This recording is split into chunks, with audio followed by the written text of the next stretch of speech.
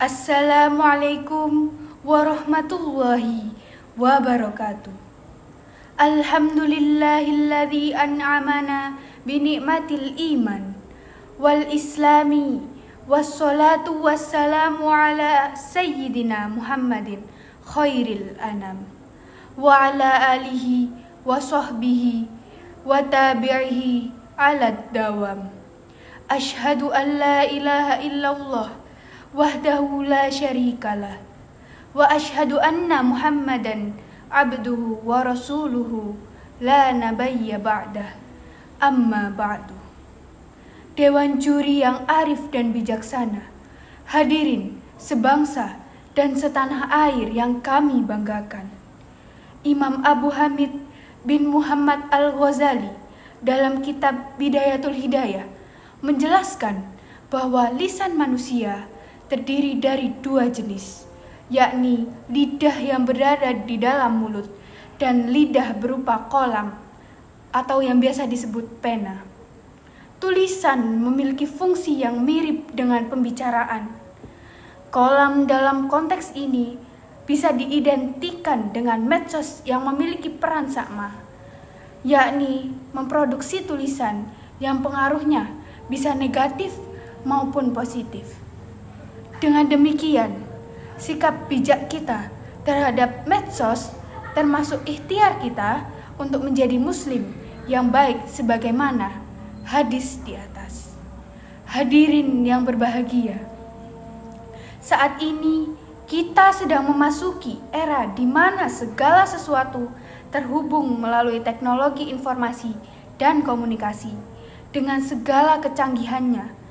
Seakan-akan dunia ini menjadi borderless atau tanpa batas.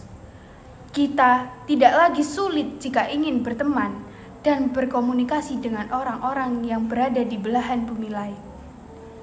Terlebih di masa pandemi ini, berbagai media tersebut bisa kita gunakan untuk proses belajar, meski tanpa bertatap muka. Demikian, besarnya manfaat media informasi dan komunikasi sekarang ini yang jauh menjadi dekat. Namun di sisi lain, ternyata kemudahan-kemudahan itu mulai mengalihkan kehidupan kita dari dunia nyata ke dunia maya. Banyak orang yang terlalu terlena dan nyaman dengan dunia maya, sampai lupa bagaimana hidup di dunia nyata. Sehingga dia menjadi acuh tak acuh dengannya. Di satu sisi, dia bisa dekat dengan orang yang jauh, tapi di sisi lain, dia malah jauh dengan orang yang dekat. Semua itu bisa terjadi karena adanya media sosial.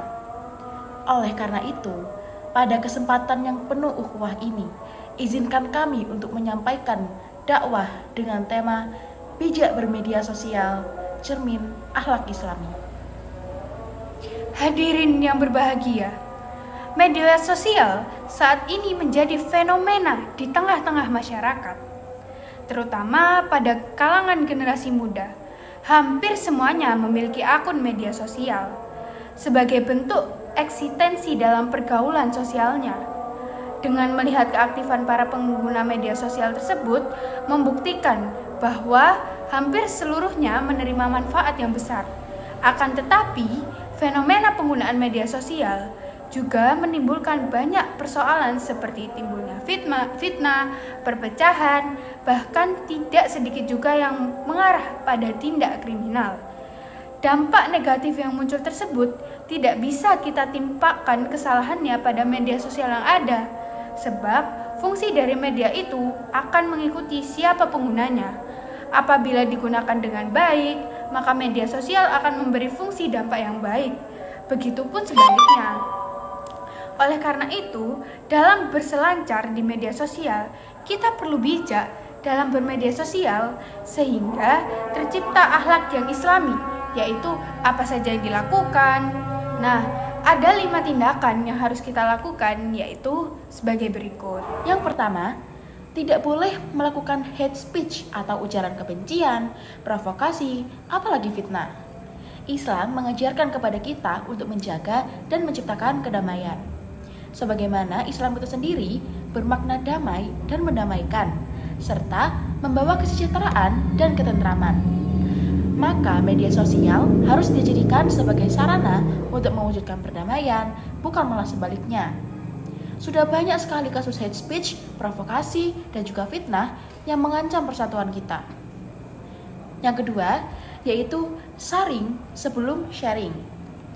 Kita patut mengambil pelajaran dari kisahnya Nabi Sulaiman, tatkala beliau melakukan perjalanan dan beristirahat. Burung hudhud adalah burung yang tidak tampak ketika Nabi Sulaiman mengabsen semua pasukannya. Pada saat burung hudhud tersebut datang, dia ditanyai oleh Nabi Sulaiman. Lalu burung-burung tersebut menjelaskan bahwa mereka menemukan seorang wanita yang menjadi ratu dengan singgasana yang besar sekali. Sedangkan sang ratu bersama masyarakatnya tidak ada yang menyembah Allah Subhanahu wa taala.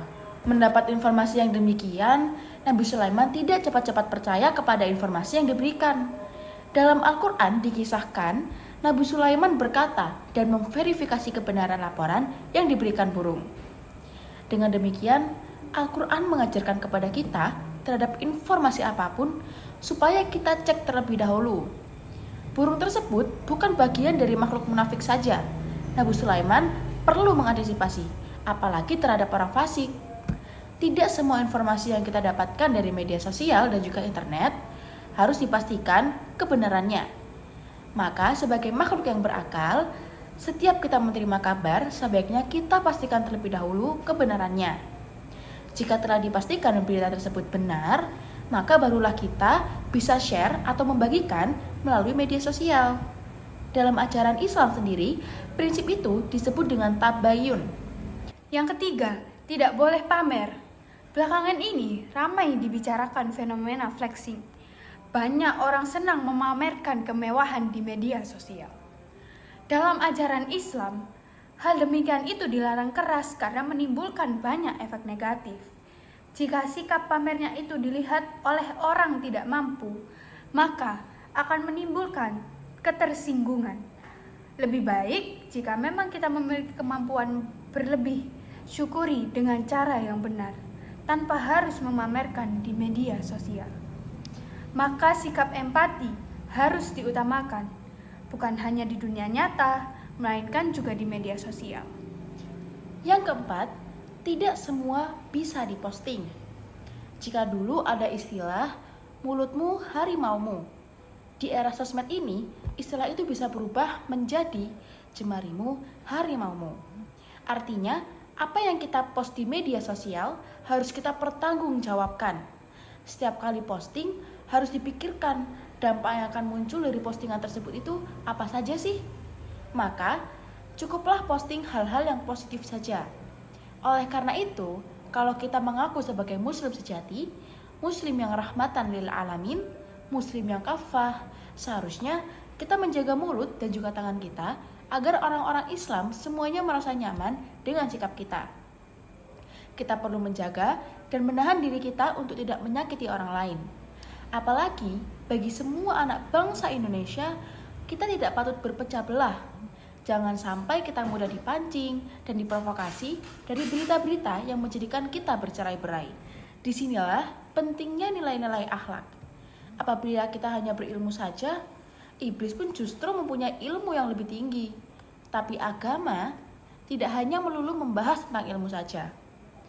Bagaimana jadinya apabila ada orang yang bertambah ilmunya, namun ia tidak lebih berhati-hati dalam sikapnya? Kita seringkali mengklaim sebagai orang yang berada pada peradaban modern, berteknologi canggih, dan juga berilmu serta berwawasan luas. Seharusnya, keluasan ilmu yang kita punya tidak untuk dibangga-banggakan, tapi malah menambah takut kita kepada Allah Subhanahu wa taala. Abu Nuaim al-Ashifani mengisahkan perkataan Sufyan as-Tsauri dalam kitab Hilyatul Auliya. Manisdada ilman, asdada waja'an. Artinya, barang siapa yang bertambah ilmunya, bertambah pula kesedihannya. Hilyatul Auliya, juz 6, halaman 363. Yang kelima, menghargai sesama. Derasnya arus informasi di media sosial, di antaranya pasti ada yang menimbulkan pro dan juga yang kontra. Perbedaan sikap dan pandangan merupakan sesuatu yang wajar.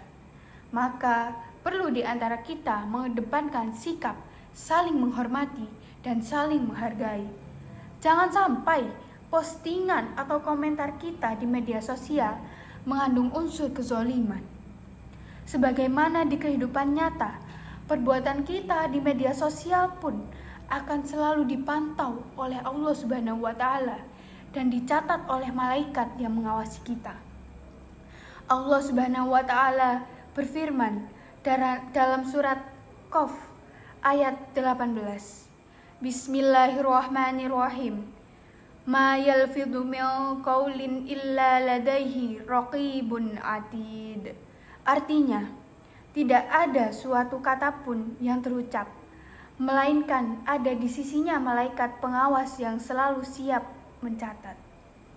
Hadirin yang berbahagia, dari uraian kami tadi dapat kita tarik beberapa kesimpulan. Yang pertama, berhenti melakukan hate speech atau ujaran kebencian, provokasi, apalagi fitnah, agar terjadi persatuan dan juga kerukunan. Yang kedua, saring sebelum sharing, agar di antara kita tidak terjadi perpecahan, agar kita menjadi bangsa yang maju. Yang ketiga, harus saling menghargai sesama, agar terwujudnya negara yang aman dan sentosa. Baik, kami akhiri dengan sebuah pantun. Betapa banyak pulau Indonesia, Cakep, membentang luas, layaknya samudra. cakep. Wahai kawan, berkomunikasilah dengan bijaksana, hindari informasi kebohongan biasa. Demikian yang bisa kami sampaikan. Kurang lebihnya mohon maaf yang sebesar-besarnya. Wallahul muwafiq illa aqwani thoriq. Wassalamualaikum warahmatullahi wabarakatuh.